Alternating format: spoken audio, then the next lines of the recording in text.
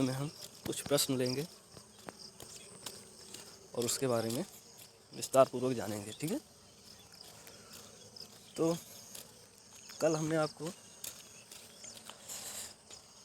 घात के बारे में बताया था कि किसी अक्षर की घात जब कोई न्यूमेरिकल वैल्यू होती है तो उसको किस प्रकार से हल करते हैं।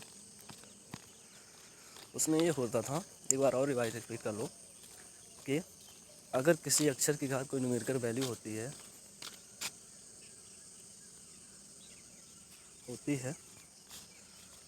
तो उस घात को हम पहले आगे लाते थे, फिर उसी घात में से हम एक को माइनस कर देते हैं।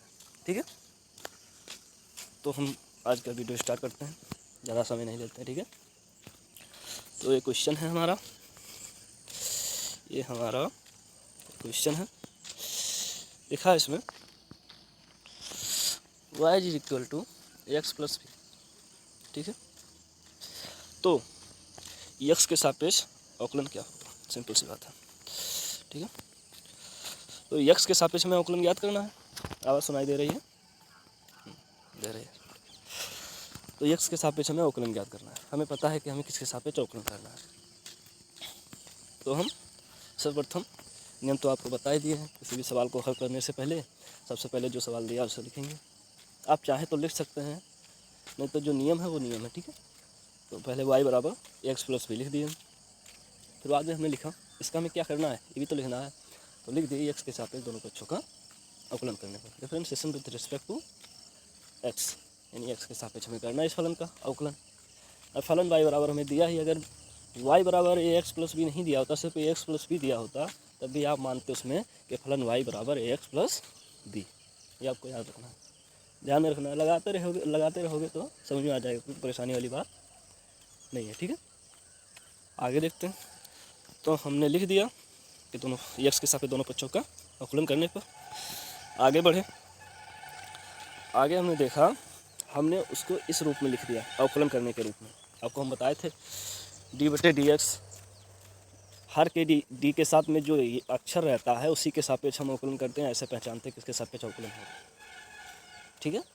तो d/dx y का हमने किया, y का किया, और d/dx ax प्लस बी का किया। जब इस प्रकार के पद आते हैं तो उसमें ये रहता है, अगर प्लस माने यानी दो पद ये है ax प्लस बी, है ना। ax एक हो गया, प्लस लगा है या माइनस लगा है, उसके बाद में b हो गया, दो पद हो गया। तो इसको हम अलग अलग लिख देंगे। ठीक है। जिस प्रकार से, हाँ ठीक है, इसे हम अलग अलग लिख देंगे। जब इसे हम अलग अलग लिखेंगे तो आप ये देख लीजिए, तो इसका y का किया तो ये dy/dx आ गया। इसी का मान निकालना, सिंपल सी बात है। x के सापेक्ष अवकलन का मान ज्ञात कीजिए, dy/dx का मान ज्ञात कीजिए, एक ही चीज़ है। ठीक है। अब देखो, तो एक पद आपका ax है, तो हमने d/dx ax का कर दिया, इसमें प्लस था आपका, प्लस लगा दिए, फिर d/dx b का। यानी कोष्ठक में जो है आपका दोनों का तो अवकलन करना है, दोनों पदों का, तो हमने अलग अलग लिख के दोनों का अवकलन कर दिया, कोई परेशानी वाली बात नहीं। जैसे आप जानते होंगे कि ये लिखा है x प्लस वाई। ठीक है। x प्लस वाई से अगर लिखा है तो अगर ये का हम गुणा करेंगे तो पहले ax आएगा, फिर ay आ जाएगा, खोलेंगे तो इसी प्रकार से ये है d/dx जो आपका है, d/dx जो आपका है, ये d/dx आपका है, इसके साथ भी आ जाएगा, इसके साथ भी आ जाएगा। ये देखो लिख दिया। ठीक है।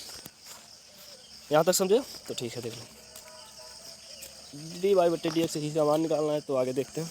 अब देखो a को हमने आगे ले लिया, क्यों ले लिया, क्योंकि अगर कंडीशन है, अगर कोई भी कांस्टेंट है, अगर सिंगल है तो उसका मान हमेशा 0 होता है। ये तो हमने आपको पहले ही बता दिया है।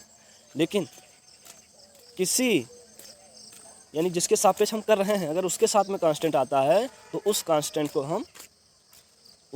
का हम अवकलन नहीं करते, उसको हम आगे ले लेते हैं। ठीक है। आगे ले लेते हैं, कहने का मतलब एक की जगह आपका 2 भी हो सकता है, 3 भी हो सकता है, अंक में भी हो सकता है। अगर x है तो उसका तो अवकलन कर देंगे, उसका मान 0 नहीं आएगा। ठीक है। क्योंकि x के सापेक्ष करें, x के अलावा अतिरिक्त कोई भी पद, कोई भी संख्या है तो उसको हम, अगर साथ में है, जिसके सापेक्ष हो रहा है और कांस्टेंट साथ में है, तो उस कांस्टेंट को हम आगे ले आते हैं। ठीक है। तो इसमें भी इस प्रकार से हम किए हैं। तो ax है, x के सापेक्ष हो ही रहा है, तो a को हमने आगे ले लिया, एक्स का कर दिया, डी एक्स बटे डी एक्स का मान 1 होता है। और देखो डी बटे डी एक्स वी का जब अवकलन किए, देखो ये सिंगल है, एक्स के सापेक्ष हो रहा है तो बी से मैच नहीं खा रहा, यानी इसका मतलब ये बी क्या है, कांस्टेंट है और सिंगल भी है।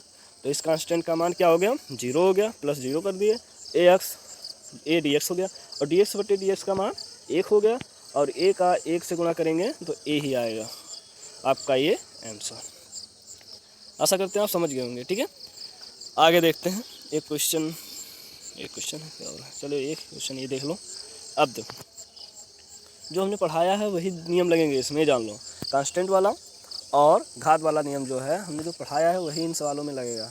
ठीक है, आप कोशिश कीजिए पढ़ने की। ठीक है, अब देखते हैं क्वेश्चन नंबर 5। क्वेश्चन नंबर आगे देखते हैं उसमें तो पूरा। ठीक है, तो देखो इसमें दिया है फलन 4x³ + 7 का x के सापेक्ष dy बटे dx का मान ज्ञात कीजिए। ये हमने यहाँ पे गलत लिख दिया है। ठीक है, ये नहीं लिखा जाएगा सवाल में। ठीक है, इसमें यही लिखा जाएगा फलन 4x³ + 7 का dy बटे dx का मान ज्ञात कीजिए, का भी हट जाएगा। यानी इसमें लिखेगा फलन 4x³ + 7 का लिखेगा। ठीक है, dy बटे dx का मान ज्ञात कीजिए। अब देखो इसमें कह रहा है dy बटे dx का मान ज्ञात कीजिए। अब सिंपल सा समझ लीजिए कि जो ये फलन दिया है इसका x के सापेक्ष हमें मान ज्ञात करना है। अब वो मान जो होता है वो हमेशा dy बटे dx में ही होता है, सिंपल सी बात है। तो आपसे यही पूछ रहा है dy बटे dx का मान ज्ञात कीजिए। समझ गए होंगे, आशा करते हैं। अब देखो अब इसमें फलन 4x³ + 7 दिया है। अब देखो आपको पता चल जाएगा इसमें। अब इसमें y बराबर तो दिया नहीं है, तो सबसे पहले क्या करेंगे, माना फलन y बराबर 4x³ + 7। अब समझे आप कि y बराबर क्यों मानते हैं अगर नहीं दिया है, इस प्रकार से। ठीक है, फिर बाद में दोनों पक्षों का अवकलन करने पर ये तो वैसे ही प्रोसेस चलेगा ही, दूसरा स्टेप यही होगा। चलो करते हैं, इसको हमने लिख दिया उसके रूप में, अवकलन करने के रूप में। अब देखो +7 लिखा है, 2 पद है, अलग अलग कर देंगे पिछले सवाल की जगह, पिछले सवाल की तरह हो गया।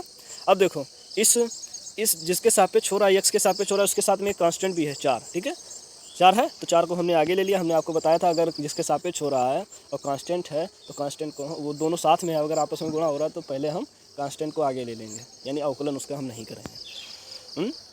तो इसको हमने आगे ले लिया, बचा क्या x³ और डी बटे dx 7 का मान कांस्टेंट है, मतलब 0। सिंपल सी बात है। जब आपका ये 0 हो जाएगा तब देखते हैं आगे। तो 4 जो आपका आगे पहुंच गया है। अब x³ ये बचा आपका डी बटे dx x³ का हमें अवकलन करना है। इसका तो अवकलन कर दिया 7 का, तो क्या आ गया 0। तो इसका जब करेंगे 4 तो आपका आगे ही है ही, कोई परेशानी वाली बात है नहीं। अब देखो आपको घात वाला नियम हमने बताया था कि घात को हम पहले आगे लाते हैं, तो पहले आपका 4 पहले से ही मौजूद है तो 4 को तो लिखेंगे ही, फिर बाद में घात क्या है 3, तो 3 को हमने आगे लिया, तो 4 × 3 हो गया। अब देखो x की पावर घात में से 1 को घटाते थे तो x की पावर 3 - 1 हो गया, 1 हो गया। अब देखो अब ये इतना आप जान गए होंगे। तो देखो तो आपका आंसर क्या आया, 4 × 3 = 12, ये आ गया। 3 में से 1 गया 2, ये आपका क्या होगा, आंसर हो गया। आशा करते हैं आप समझ गए होंगे। ज़्यादा वीडियो बड़ी नहीं करेंगे क्योंकि ये 2 सवाल बताने के लिए हम बता दें आपको कि आप समझ जाएं कि जब कोई कांस्टेंट और ऐसा पद जो जिसके सापेक्ष हो रहा है अवकलन वो साथ में आ जाए, यानी वहाँ आ जाए, दोनों साथ में अगर हों तो उसका अवकलन